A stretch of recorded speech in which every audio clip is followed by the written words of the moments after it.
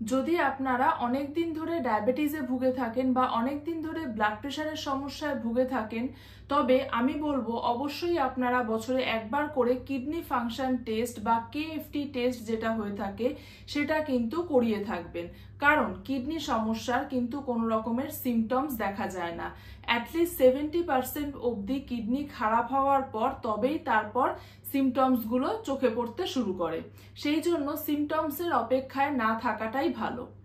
আর যদি কারোর প্রোটিনিউরিয়া থেকে থাকে তাহলেও কিন্তু সে অবশ্যই এই কিডনি ফাংশন টেস্টটি করিয়ে দেখে নেবেন যে তার কিডনিটা কতটা কাজ করছে বা ঠিকঠাক করে কাজ করছে কিনা।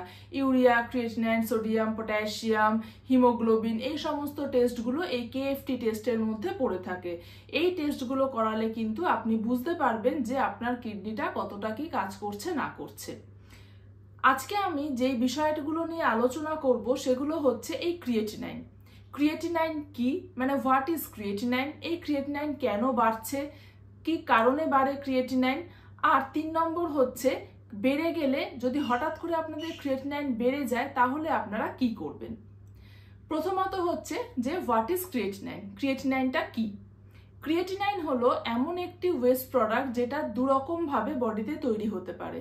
খুব সিম্পল ভাষায় আমি বলছি, প্রথমত হচ্ছে প্রোটিন মেটাবলিজমের ফলে ক্রিয়েটিনাইন তৈরি হচ্ছে। এই কারণে প্রোটিনের ওয়েস্ট প্রোডাক্ট হিসাবে কিন্তু ক্রিয়েটিনাইনকে ধরা হয়ে থাকে। এছাড়াও মাসেল ব্রেকডাউন হয়ে ক্রিয়েটিন ফসফেট যে মাসেলের মধ্যে থাকছে সেটা ব্রেকডাউন হয়ে কিন্তু ক্রিয়েটিনাইন তৈরি হয়ে থাকে। এই দুটো উপায় আমাদের বডিতে ক্রিয়েটিনাইন তৈরি হয়। আর কিডনি হেলথের একটা খুব ইম্পর্টেন্ট ইন্ডিকেটর হলো কিন্তু এই ক্রিয়েটিনাইন। এবার আমরা জানবো যে ক্রিয়েটিনাইনটা কেন বেড়ে গিয়ে থাকে। প্রথমেই আমি আপনাদের বললাম যে যদি কারোর দীর্ঘদিন ধরে ডায়াবেটিসের সমস্যা থাকে বা ব্লাড প্রেশারের সমস্যা থাকে তাহলে কিন্তু আপনাদের কিডনি এফেক্ট করতে পারে। কিভাবে কিডনিটাকে এফেক্ট করবে? প্রথমত হচ্ছে যদি ডায়াবেটিস কারোর অনেক দিন ধরে থেকে থাকে বা আনকন্ট্রোলড ডায়াবেটিস যদি কারোর হয়ে থাকে, সেক্ষেত্রে ডায়াবেটিসটা কি করে থাকে, যখনই ব্লাড সুগার লেভেলটা বেড়ে যায় সেই ইনক্রিজড সুগার লেভেলটা কিডনির মধ্যে উপস্থিত যে ব্লাড ভেসেলসগুলো থাকছে সেগুলোকে ড্যামেজ করে দেয়। আর সেই কারণেই কিন্তু কিডনির কার্যক্ষমতা লোপ পেয়ে থাকে। সেই কারণে কিডনি ঠিকঠাক করে কাজ করতে পারে না আর ক্রিয়েটিনাইন, ইউরিয়া এগুলো সমস্ত বেড়ে গিয়ে থাকে। এই সিচুয়েশনটাকে কিন্তু ডায়াবেটিক নেফ্রোপ্যাথি বলা হয়ে থাকে। দ্বিতীয়ত হচ্ছে গিয়ে যাদের নাকি ব্লাড প্রেশারের সমস্যা রয়েছে। ব্লাড প্রেশারের সমস্যা কি করছে, যাদের আনকন্ট্রোলড, যাদের দীর্ঘকাল ধরে ব্লাড প্রেশারের সমস্যা রয়েছে বা যাদের নাকি প্রেশারের সমস্যা আনকন্ট্রোলড রয়েছে, মানে কোনো রকম মেডিসিনস খেয়েও তাদের ব্লাড প্রেশার কন্ট্রোলে নেই, সেক্ষেত্রে কি হয়ে থাকে, এই আনকন্ট্রোলড ব্লাড প্রেশার হওয়ার জন্য কিডনির মধ্যে যে আর্টারিগুলিস থাকে সেই আর্টারিজের ওয়ালগুলোতে কিছু অ্যাবনর্মাল সেল গ্রো করতে শুরু করে দেয়। আর সেই সমস্ত সেলগুলো গ্রো করার কারণে কিডনির যে আর্টারিটা রয়েছে সেটা খুব ন্যারো হয়ে আসে আর আস্তে আস্তে সেটা ন্যারো হতে হতে একসময় ব্লকেজ হয়ে যায়। এই কারণে কিন্তু আস্তে আস্তে কিডনির কার্যক্ষমতা লোপ পেয়ে থাকে। এই জিনিসটাকে হাইপারটেনসিভ নেফ্রোস্ক্লেরোসিস বলা হয়ে থাকে, মানে ব্লাড প্রেশারের সমস্যা থেকে যে কিডনির সমস্যাটা হয়ে থাকে সেটাকে। এছাড়াও বিভিন্ন কারণে কিন্তু ক্রিয়েটিনাইন বাড়তে পারে। এই দুটো হচ্ছে মেজর কারণ ছিল ক্রিয়েটিনাইন বৃদ্ধি পাওয়ার। আর এছাড়াও কিন্তু বিভিন্ন কারণে আরো ক্রিয়েটিনাইন বেড়ে গিয়ে থাকতে পারে। প্রথমত হচ্ছে যদি কোনো ইনফেকশন হয়ে থাকে কিডনিতে, বিভিন্ন রকমের ইনফেকশন কিডনিতে হয়ে থাকে অনেক সময়, তো সেই কারণেও কিন্তু কোনো রকম ব্যাকটেরিয়াল ইনফেকশন হলো বা কিছু ফাঙ্গাল ইনফেকশন টাইপের কিছু হলো, তো সেক্ষেত্রে এই ইনফেকশনগুলোর কারণে কিন্তু যদি কিডনিতে তাহলে কিন্তু কিডনিতে আর কি সমস্যা হতে পারে আর সেক্ষেত্রে ক্রিয়েটিনাইনটা বাড়তে পারে। দ্বিতীয়ত হচ্ছে খুব ভিগোরাসলি যদি কেউ এক্সারসাইজ করতে থাকে, যে আমাকে রোগা হতেই হবে বা আমাকে বডি বিল্ডিং করতেই হবে, আমাকে মাসেল গ্রো করাতে হবে বা আমাকে খুব মোটা হয়ে গেছে আমাকে মাসেল ব্রেকডাউন করতে হবে, তো খুব ভিগোরাসলি যদি এক্সারসাইজ করা হয় তাহলেও কিন্তু মাসেল ভাঙতে থাকবে আর মাসেল ভেঙে ক্রিয়েটিনাইনটা কিন্তু বাড়তে থাকবে।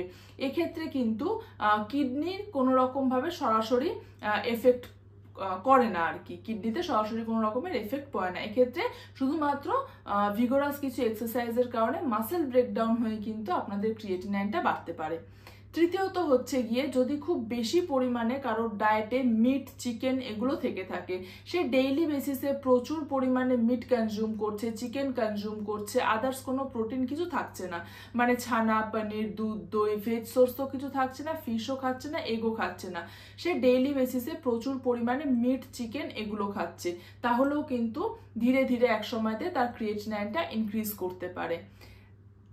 নেক্সট হচ্ছে গিয়ে কিছু স্পেসিফিক সাপ্লিমেন্টস থাকছে যেগুলো কিনা সাময়িকভাবে একটা কিডনির ক্ষতি করছে, কিন্তু হ্যাঁ এক্ষেত্রে যদি আপনারা শুরুতেই ট্রিটমেন্ট চালু করে দেন তাহলে কিন্তু আপনাদের ক্রিয়েটিনাইনটা আবার আগের জায়গাতে ফিরে আসবে, আর কিডনিরও কিন্তু কার্যক্ষমতা আগের মতো নর্মাল হয়ে যেতে পারে এক্ষেত্রে।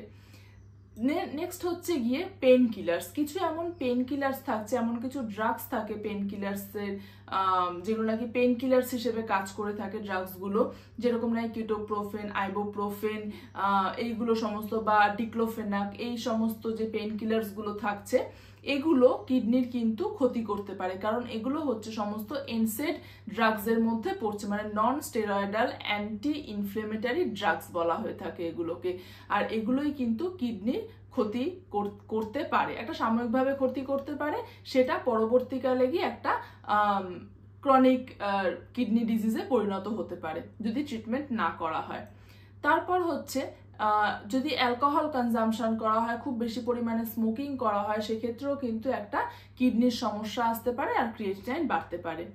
লাস্ট হচ্ছে কি ডিহাইড্রেশনের কারণে, এটা আমরা নর্মালি পেশেন্টদের কাউন্সেলিং এর সময় বলেই থাকি যে আপনারা জলটা একটু দেখে নিয়ে খাবেন, যে যদি আপনার ইউরিন যেরকম হয়ে যাবে জলটা আপনি সেরকম ভাবেই খাবেন, বা পা ফোলা থাকলে অবশ্যই ডক্টর বা ডায়েটিশিয়ানের সাথে পরামর্শ নিয়ে যে আমার এরকম পা ফোলা রয়েছে, বা তারা BCM টেস্ট করে নিয়ে কতটা আপনার শরীরে জল এক্সেস রয়েছে, বডি কম্পোজিশন দেখে নিয়ে, তো সবকিছু দেখে নিয়ে আমরা তাকে নির্ধারণ করে দিই যে কতটা মতন জল তাকে খেতে হবে।